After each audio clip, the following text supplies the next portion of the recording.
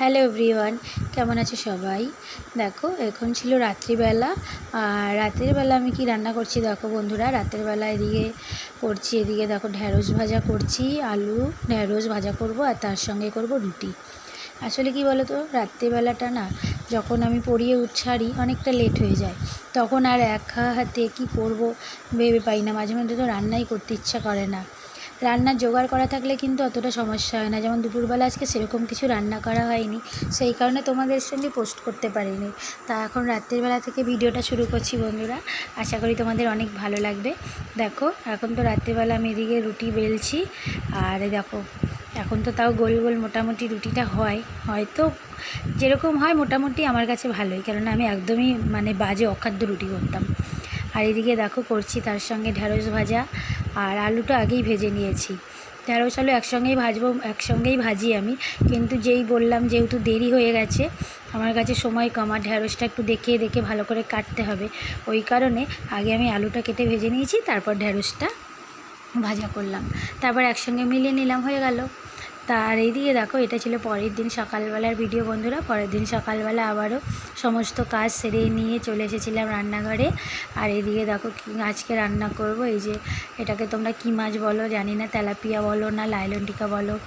আমি তো তেলাপিয়া বলি, কেউ কেউ আবার লাইলন টিকাও বলে।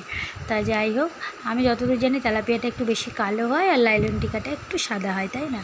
তা আমি এদিকে দেখো মাছটা ভালো করে লবণ হলুদ দিয়ে ভালো করে তো গরম জল দিয়ে ধুয়ে নিয়েছি, তারপর লবণ আর হলুদ মাখিয়ে রেখে দিচ্ছি।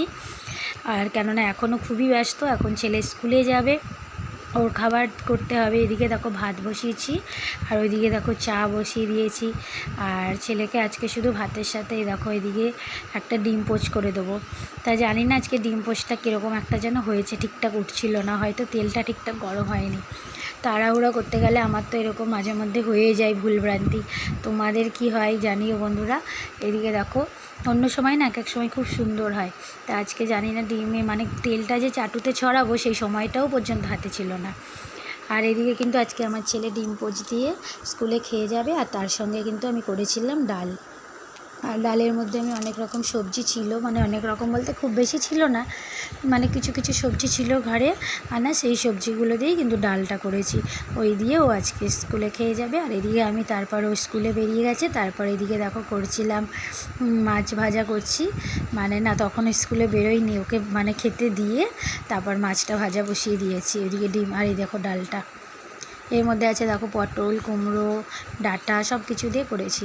তারপর সোনা স্কুলে খেয়ে বেরিয়ে গেছে, তারপর এদিকে আমি মাছের ঝোল করে নিলাম একটু আলু দিয়ে। আর এদিকে দেখো কালকের রাতে রুটি ছিল, সেই রুটিটা